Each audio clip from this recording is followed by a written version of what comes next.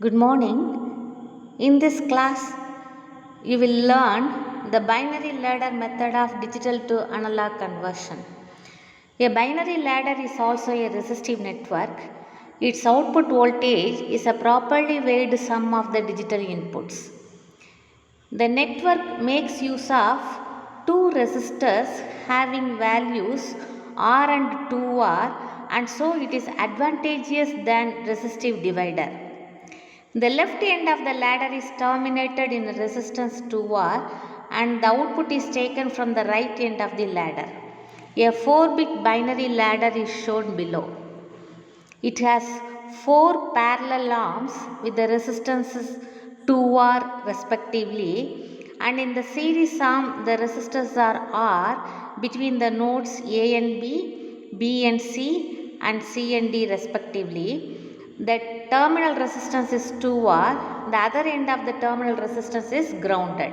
From the node D, the output voltage, analog voltage VA is taken. Now the most significant bit 2 power 3 is to the right end of the network. The lowest significant bit LSB is to the left end of the network. Now in order to know the working of the binary ladder, first assume that all the digital inputs are at ground state. So 2 power 3, 2 power 2, 2 power 1 and 2 power 0 input points are grounded. Beginning at the node A, the total resistance looking into the terminating resistor is 2R. The total resistance looking out towards the input node 2 power 0 is also 2R. These two resistors are parallel to each other and give an equivalent resistance R. It is shown in the figure A by this resistance. Now looking into the node B, as in the figure B, the total resistance is 2R towards the left end and the total resistance looking out towards the input terminal 2 power 1 is also 2R. So these two resistors 2R and 2R are in parallel to combination. So the resultant value is also R. Now the network is replaced by this network. Again, these two resistors are series to each other, so the total resistance is 2R. From the node C, looking into the left side, the total resistance is 2R, and looking towards the 2 power 2 terminal, the resistance is 2R. Since 2 power 2 is grounded, these two resistors are parallel to each other, making an equivalent resistance R. So now the circuit is replaced by this circuit. Now this resistance R is in series with this resistance R. So the total resistance is 2R. So the network is replaced by this simple voltage divider circuit. You have a source as 2 power 3 connected with the resistance 2R. Other end of 2R is connected with another 2R and the other end of 2R is grounded. Now to determine the output due to the most significant bit. You remember the most significant bit is to the right of the circuit.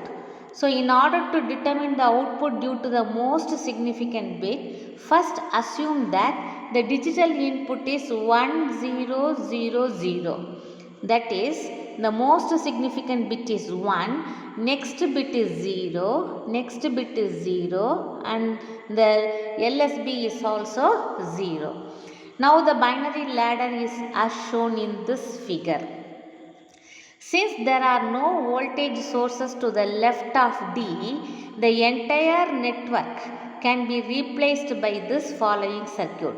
these 2R are in parallel with this 2R, so it will be having an equivalent resistance R in series with this resistance.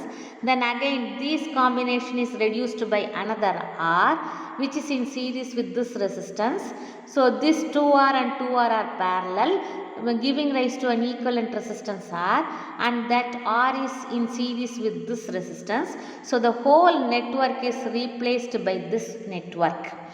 This is very simple network with the voltage source in series with the two resistors. This is first resistor, this is second resistor, and the other end of the second resistor is grounded, and you are taking the output voltage in the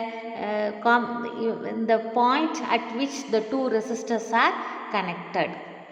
Now this is a simple voltage divider circuit. You can apply Kirchhoff's voltage law to determine the output voltage as VA is equal to V, the source voltage V, into the voltage across which this output voltage is seen, that is 2R. So V into 2R divided by the total resistance in the circuit, which is 2R plus 2R. So this gives rise to VA is equal to V by 2. To determine the output voltage due to second most significant bit, assume that the digital input is 0, 1, 0, 0. So the digital input from the right end, it is 0, 1, 0, 0. So the circuit is as shown in this figure. Now again these two resistors are in parallel combination.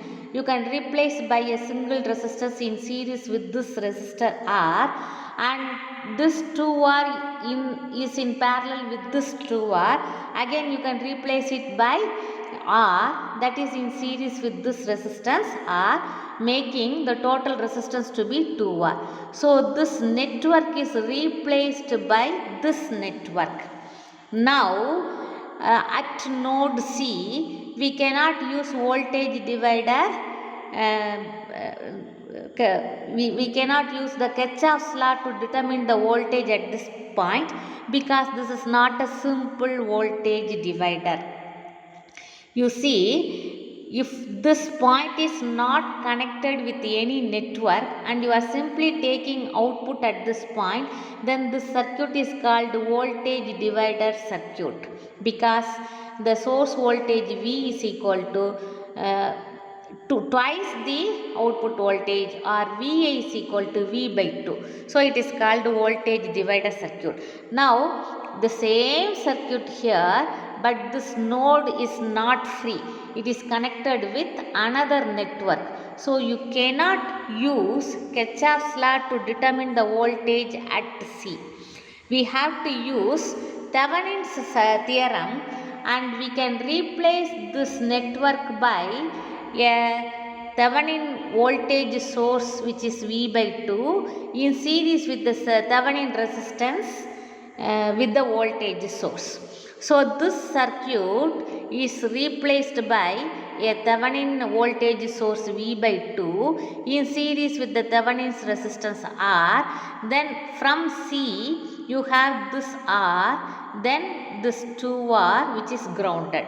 Now you have to determine the voltage at D. Here you have the voltage source as V by 2. So this combination V by 2 in series with these two resistances 2R, which is again in series with this 2R, the other end of 2R is grounded. So this is again a voltage divider circuit. Using Kirchhoff's law, now we can write VA is equal to plus V by 2 into 2R by the total resistance in the circuit, which is R plus 2R. So this VA turns out to be plus V by 4. So in order to determine the output voltage due to the second most significant bit, we give the input voltage as 0, 1, 0, 0, and determine the output voltage VA as plus V by 4. Similarly, we can find the output voltage for the third most significant bit by giving the input digital voltage as 0010. That turns out to be V by 8. For the fourth most significant bit, you give the input voltage as 0001 and you determine the output voltage, which turns out to be V by 16. Like this, if you have n parallel arms or if you have n digital inputs, then for the nth most significant bit, the voltage will be V by 2 power n. In order to find the voltage for output voltage for any other input digital data, for example, if you want to find the output voltage for 1011, then you have to sum the voltages for each bit and find the output voltage. This is the most significant bit. The voltage due to the most significant bit is V by 2. The next most significant bit is V by 4.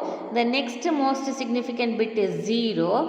Then the lowest significant bit weight is V by 16. So you will be having the output voltage VA is equal to V by 2 plus V by 4 plus V divided by 16. In general, you can write the output voltage as VA is equal to V by 2 plus V by 4 plus V by 8 and so on up to V by 2 power n if you have n number of bits in the input. This equation can also be replaced or rewritten like this by dividing throughout by 2 power n. You can write VA is equal to V0 2 power 0 plus V1 2 power 1 plus V2 2 power 2 plus V3 2 power 3 and so on up to Vn minus 1 2 power n minus 1 divided by 2 power n. Now there are some example problems to find the output analog signal for various digital input voltages in the 5-bit ladder. You can construct 6-bit ladder or 8-bit ladder or 16-bit ladder using this principle, and in this network you can see that you have used only 2 resistors and R and 2R, and that is the advantage of this circuit. Now unity gain operational amplifier is connected to the binary ladder network. This is the binary ladder network, and unit gain non-inverting amplifier is connected with this, so that this can be used as a buffer amplifier. This buffer amplifier has a very high input impedance, so it will not draw much current from the binary ladder. This is the advantage of using an OA. So this network is given. Then we'll see what is 4-bit digital to analog converter. This is nothing but a binary ladder network. If you see this circuit, this is nothing but a binary ladder network. Along with the binary ladder network, we use level amplifiers in order to keep the level of the voltages in the input level constant, and we want to have a storage device to store the input digital data, so we use flip-flops, and we want to perform this operation whenever it is required by giving a read-in pulse. So this is the circuit diagram for a 4-bit D2A converter, and above this circuit diagram you can see the block diagram. The digital input data is given to input gates. From the input gates they are stored in the n-bit register. From the n-bit register the data is transferred to the level amplifier to keep the levels of the input voltages constant. Then it is given to the binary ladder network. Okay, so this 4-bit D2A converter converts the 4-bit digital input data into a corresponding analog output voltage. Now when you see the circuit, whenever the read-in pulse is having one state, This pulse is given to one of the inputs of the AND gates. Now, whenever this is 1, these two AND gates are enabled. So, whatever data you have in the input of the AND gates will be transferred to the flip-flop. Suppose if you say that 2 power 3 is 1, then 2 power 3 bar is 0. So, the data 1 is sent to the S terminal. So, S value is 1 and its complement 0 is sent to the R terminal. So, S is 1, R is 0. So, this flip-flop will be set. This flip-flop will be set. Similarly, if 2 power 2 is 0, 2 power 2 bar will be 1. Now, since read in pulse is 1, the data transferred into the second flip-flop is S is 0 and R is 1. So, the second flip-flop will be reset. When the second flip-flop is reset, the data stored in the second flip-flop is 0. The data stored in the first flip-flop is 1. Like this, depending upon the input value, the numbers will be stored in the flip-flops. Then the input data is sent to the binary ladder. The binary ladder will be giving the output voltage in the analog form. This is the function of a 4-bit D to A converter. Now, if we want to convert a number of digital input signals, then we have to decode them. There are two methods of decoding a number of digital input signals. The first one is channel selection method and the second one is multiplex method. In the channel selection method, for each input signal, one D to A converter is used. So, if you have 4 digital input signals which are to be converted into analog, then you have to use 4 converters.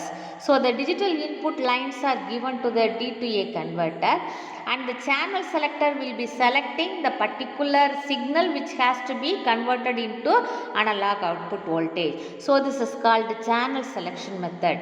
In the next method, we use multiplexer to select the channel. Here we use only one D to A converter and the multiplexer will be choosing the particular digital input signal to be converted into analog signal using sample and hold amplifiers. These sample and hold amplifiers keep the signal at the sampled point. It makes use of 2 OAs. Unity gain operational amplifier. Here you can see that if you use one OA, then it is unity gain amplifier.